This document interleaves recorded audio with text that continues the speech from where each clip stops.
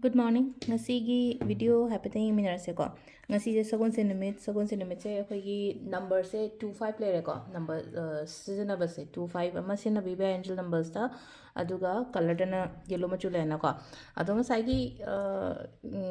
kaino to ba e bado na ha pa yawe ko. E ba se dum akhoi na aina haibado hadi kudang side dum e ra shwe ko. Side dum aina ngasai gi akhoi gi 25 se hadi green oiro blue oiro black na dang igono tay color loina magna shina bibe ay ko aduga black katang igono number karamba machu na igadam non hang podo black city ena haido hadi fataba release to honu matam da black shina gadam ne ate matam da any color ko hadbain taroga shina bibe ay ko ado ahambada akogi keno yenga se ko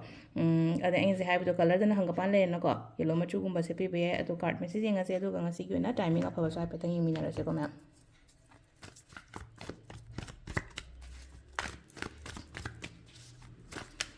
ado nutigi lauthokpo dumaina ko 3 cards katang lauthose card ahum katang khalase ko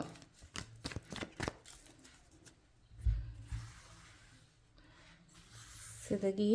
3 cards ko 1 2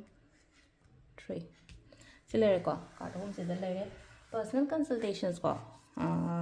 adum keno to boya gani ko yumda laaga ai numit tara trangani mu legani ko adudon sum la keno toroga hana amutang call to the pai den have dum haidi busy legi bani khade na tra keno to ni khangde dumai to bo yaw bani ko adudon adum number aina number ani ahum share to bodo aduda adum try to piro hanagi number hanagi khwai first number ama lo keno to bodo di adu made ina han yadre na haigre na ko adugi sim do tan thokpa nangak trabai na adagi ko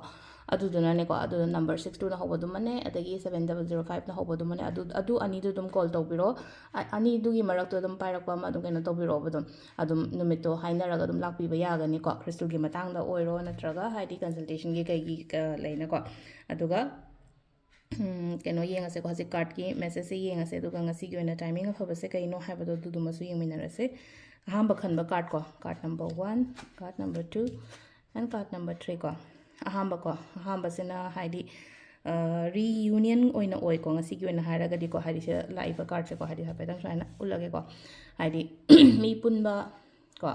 mi punba mi halakpa haraga di sum hai thaina gi maru kumba halakpa ni khangde natraga sum thengna kuina thengna da ba mi gumba thengna bani khangde ko adumaina oina oi ko haidi energies yamna phagani ko ngasi gi oina energies haraga di good energies kumba leibodo haidi imanaba tinaba kotpa punba adumai taraga adumasu leire ko aduga nungaiba haidi happy day harasne ko haidi happy day happy time haibado dumai oigani ko ngasi gi se ko ani subasina ko khatang kharane adum keno to yoga negative keno gar khalle ngasi gi wena haraga negative khan ban ni khangde natraga regret ni khangde natraga disappointment ni khangde disagreement ni khangde ko haidi mari taunaba harasne ko disagreement en haraga di ko mari chum taunaba ko aduga sum adagi ai thanda hai tare ko ai tension le raga di matha saraga di mina keno ma pirakpa matam no offer ni khangde natraga nang shima to hai matam se dang sai ai do already tension da leraga di mina aphaba ma ai gi da makta pibi rei do u hang da bodo adu du nang sai ge ena sida ha je ko hai di tension nungai ta ba kari kara leraga di just release the holo isha da gi ko release the holo matung da hai di phatta ba ma already ko hai di sida koina ising ge glass da hai di full phatta ba ma lere hata di aphaba changham leite na du na hai di si phatta ba sing je hai do pa ma darkar roi ta ga di aphaba do changak to ni da na ko adu mai na hai di same ko yi wakhan da so hambra hai di phatta ba do thado khro du ga aphaba changak na ba gi lambi natraga jaga thamo ba sida adu ne da sida hai je aduga ahum jo ba sina ko se lai se ko hai di